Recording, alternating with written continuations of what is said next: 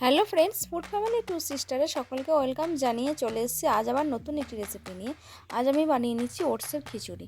তো আপনারা সকলেই ওটসটা দুধ দিয়ে বা ওটসটা ফ্রুট দিয়ে এবং ওটসের অমলেট বানিয়ে খেয়েছেন। আজকে অবশ্যই দেখুন ওটসের খিচুড়ি বানিয়ে ভালো লাগবে। তো আমি আজকে যারা ডায়েটের মধ্যে রয়েছেন তাদের জন্য রেসিপিটা বানাচ্ছি। প্রথমে আমি মুগ ডালটা ড্রাই রোস্ট করে নিলাম, সেটা জলে ভিজিয়ে রেখে দিলাম। এরপর কড়ার মধ্যে খুবই অল্প পরিমাণে সাদা তেল দিয়ে সেখানে গোটা জিরে, তেজপাতা এবং শুকনো লঙ্কা দিয়ে নাড়াচাড়া করতে থাকছি। অল্প পরিমাণে ফোড়ন ব্যবহার করেছি। তারপর আমি সেখানে 1 টেবিল স্পুন মতো আদা বাটা দিয়ে দেবো। সেটা দেওয়ার পর সেটাও আমি নাড়িয়ে নিচ্ছি, মোটামুটিভাবে মশলাটা কষিয়ে নিচ্ছি। এরপর আমার ঘরে বা আপনার ঘরে যা কিছু সবজি থাকবে সেই সবজি দিয়েই খিচুড়িটা তৈরি করে নেব। আমি এখানে দেখুন সবজিগুলো কিউব করে কেটে নিয়েছি। তো এখানে আমি প্রথমে দিয়ে দিচ্ছি গাজর, তারপর দিয়ে দিলাম মূলো, এরপর আমি দিয়ে দেবো পেঁপে। এখানে পুরোপুরি আমি আলুটা অ্যাভয়েড করেছি, কারণ যারা ডায়েটের মধ্যে রয়েছেন তারা এটা বানিয়ে খেতে পারেন। এই সবজিগুলো দেওয়ার পর আমি নাড়াচাড়া করতে থাকবো। তারপর আমি সেখানে দিয়ে দেবো বরবটি।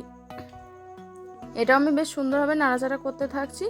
আপনার ঘরে যদি এছাড়া আরও অন্যরকম কিছু সবজি থেকে থাকে সেটাও আপনারা ব্যবহার করতে পারেন। তো সবশেষে আমি এখানে দিয়ে দিচ্ছি টমেটো, সেটা দেওয়ার পর নাড়াচাড়া করতে থাকছি। তো এই ধরনের খিচুড়ি বানিয়ে দেখুন, অবশ্যই ভালো লাগবে। তারপর আমি যে ডালটা ভিজিয়ে রেখেছিলাম সেই ডালটা আমি সবজিটার মধ্যে দিয়ে দেব। তো ডালটা আমি সবজিটার মধ্যে দিয়ে দিয়েছি, দেওয়ার পর সুন্দরভাবে নাড়াচাড়া করতে থাকছি। এর মাঝে বলে রাখি, আমাদের এই ভিডিওগুলি যদি আপনাদের ভালো লেগে থাকে তাহলে অবশ্যই লাইক, কমেন্ট, শেয়ার এবং সাবস্ক্রাইব করতে ভুলবেন না। তো আমি এখানে পরিমাণ মতো লবণ এবং কাঁচা লঙ্কা কুচিও দিয়ে দিলাম। দেওয়ার পর সেটা আমি বেশ সুন্দরভাবে নাড়াচাড়া করে নিচ্ছি। যেহেতু খিচুড়ির সবজিগুলো সিদ্ধ হতে হতে একটু টাইম লাগবে, সেই কারণে আমি এখানে বেশ পরিমাণ মতো জল ব্যবহার করছি এবং ফ্লেমটা মিডিয়াম টু হাই রাখবো। তো একটা ঢাকা দিয়ে দিলাম, দেওয়ার পর কিছু সময় ধরে সিদ্ধ হতে থাকুক।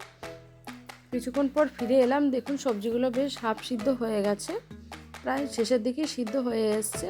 এবার আমি ওটসটা দিয়ে দেব। যেহেতু ওটস খুব নরম জিনিস, সেটা আগে দেওয়া যাবে না, শেষের দিকে দিতে হবে। তো ওটসটা দেওয়ার পর একটু নাড়াচাড়া করে নেব।